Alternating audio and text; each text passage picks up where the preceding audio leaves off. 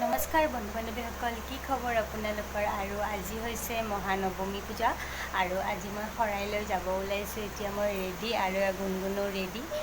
দেউতাকে কিবা আনিব গৈছে, সেইখিনি অনাৰ পিছত আমি যামগৈ।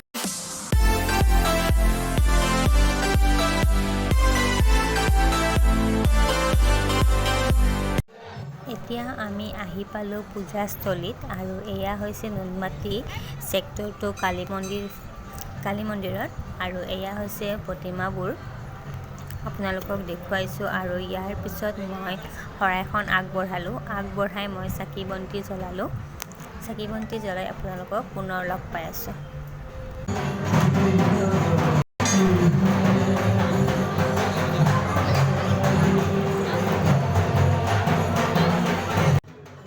দুৰ্গা দেৱীৰ ওচৰত শৰাইখন অৰ্পণ কৰাৰ আধা ঘণ্টামান পিছত আমাক পুনৰ শৰাইখন ঘূৰাই দিছে আৰু ঘূৰাই দিয়াৰ পিছত আমি আহিছোঁ ঘৰলৈ।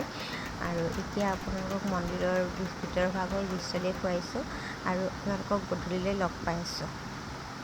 মেলা এখন চলি আছে খালঘুলিত, তাতে আমি দোকান দিয়া আজি হ'লে 28 তাৰিখৰ পৰা মেলা হৈ আছে আৰু আজি লাষ্ট ডে, সেইবাবে আপোনালোকক গোটেই মেলাখন দেখুৱাম বুলি ভাবিছোঁ।